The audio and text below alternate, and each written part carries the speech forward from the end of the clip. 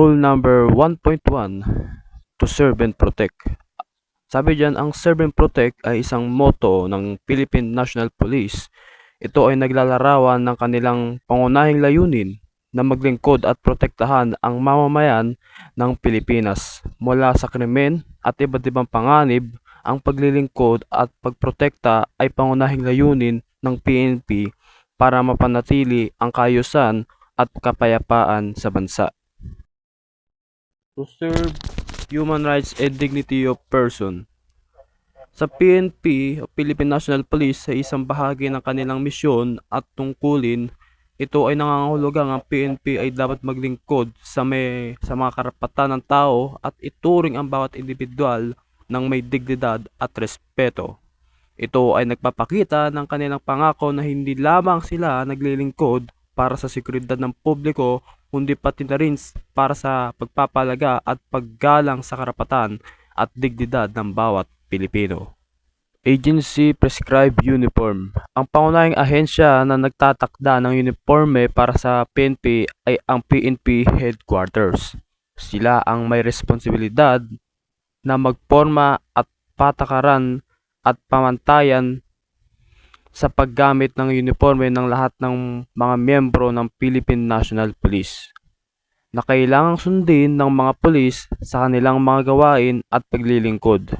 Ang mga patakaran na ito ay naglalayong mapanatili ang professionalism at pagkakilanlan ng PNP. Appearing before the public. Ang appearing before the public sa PNP ay nagpapahiwatig ng mga sitwasyon kung saan ang mga miyembro ng PNP ay humaharap o nakipag-ugnayan sa publiko. Ito ay maaaring mangyari sa iba't ibang sitwasyon tulad ng mga checkpoint, community engagement, public events o kahit na sa pagtugon ng mga tawag ng tulong mula sa mamamayan. Ang pagharap sa publiko ay mahalagang bahagi ng tungkulin ng Philippine National Police upang mapanatili ang ugnayan at tiwala ng komunidad na kanilang pinagsisilbihan. Carrying of police notebook, pen, and Miranda warning card.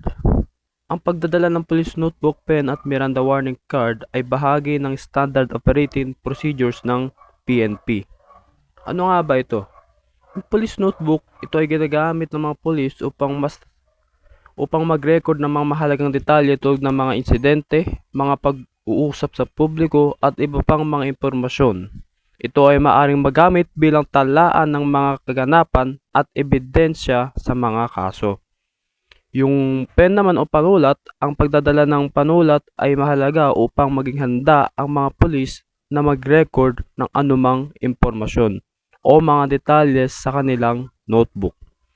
Ang Miranda warning card naman, ito ay naglalaman ng mga karapatan ng isang individual kapag siya ay inaaresto o na-interrogate ng pulis. Ito ay batay sa desisyon ng Korte Suprema ng Estados Unidos sa kaso ng Miranda versus Arizona at dapat ipinababatid sa suspect bago ang anumang pagsisiyasat. Carrying of non-lethal weapon in the police rig.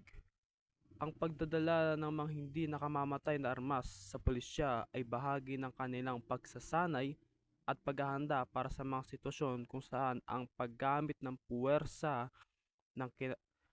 ay kinakailangan, ngunit ang layunin ay hindi pumatay ng tao. Ilan sa mga halimbawa na yan ay batuta, pepper spray at taser. At lagi din tandaan, ang pagdadala ng mga hindi nakamamatay na armas ay isang paraan para sa mga pulis na magamit ang makabago at mas mababang antas ng pagpwersa upang mapanatili ang kaayusan at kaligtasan sa sitwasyon sa krimen o paglabag sa batas. Subalit ang kanilang paggamit ay dapat laging nakaugnay sa tamang pagsasanay, proseso at tribusyon upang maiwasan ang pag-abuso at pagsasamantala. Ang public safety operation naman ay mga aktibidad o operasyon na isinasagawa ng pulisya upang mapanatili at maprotektahan ang seguridad ng publiko.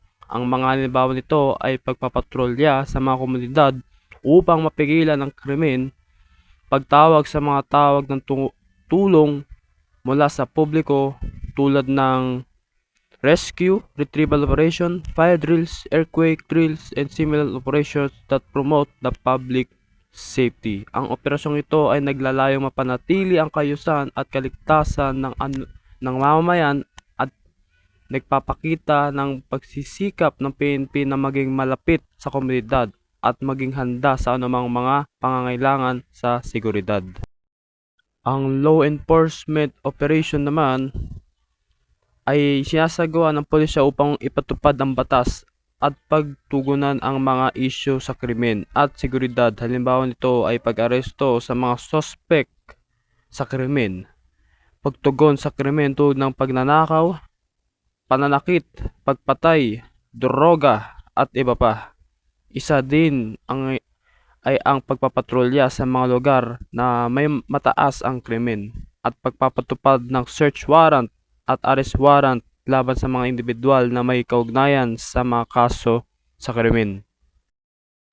Ang internal security operation naman ay isang kategorya ng militar o pulisya na may layunin na panatilihin ang seguridad at kaayusan sa loob ng isang bansa. Ito ay binubuo ng iba't ibang mga hakbang tulad ng intelligence gathering, surveillance, LEA at community engagement para labanan ang mga terorismo, krimen at iba pang mga panganib sa loob ng teritoryo ng isang bansa.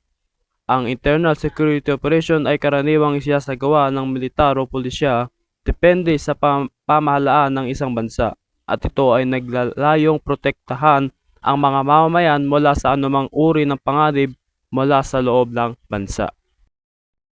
Ang special police operation naman ay isang special na unit ng PNP na kung saan tinutugunan nito ang issue o sitwasyon na nangangailangan ng tulong ng bawat individual.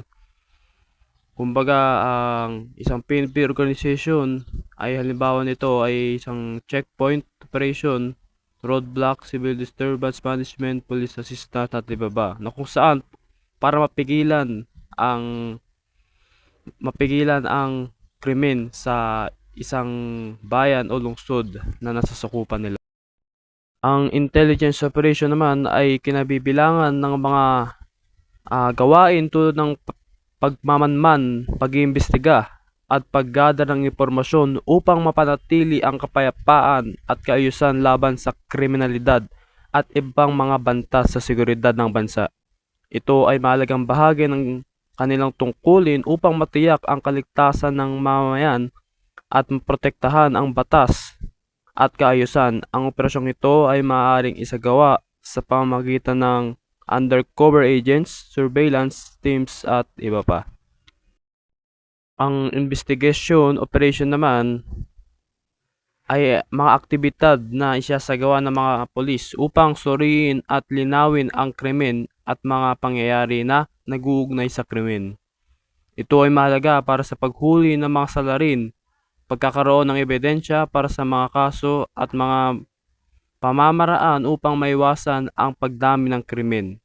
Ang investigation operation ay maaaring isagawa sa pamamagitan ng pagkuha ng mga salaysay mula sa mga saksi, ebidensya, forensic analysis at iba pang mga pamamaraan upang mapagtibay ang kaso at mapanagot ang mga lumalabag sa batas.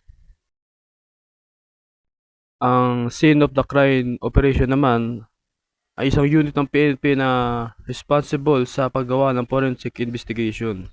Sa mga lugar ng may krimen, ang kanilang pangunahing layunin ay mag-collect ng ebidensya mula sa lugar ng krimen upang matukoy ang mga detalye sa krimen at tulungan ang investigador sa pagsulong ng kaso nito. Ang mga SOCO ay may kakayahan sa pagkuha ng mga forensic evidence tulad ng fingerprints, DNA sample, ballistic evidence at iba pa. Rule number 4, last pre-operational clearance. Ang pre-operational clearance naman ay isang proseso na kung saan ang isang individual o grupo ay humihiling ng pahintulot mula sa PNP bago isagawa ang isang operasyon o aktibidad.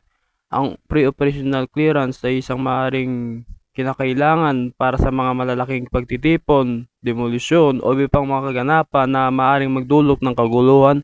Sa pamamagitan ng prosesong ito ay maaaring suriin ng PNP ang mga plano at aspekto ng seguridad ng isang operasyon, bago ito isasagawa upang mapanatili ang kapayapaan at kaayusan nito.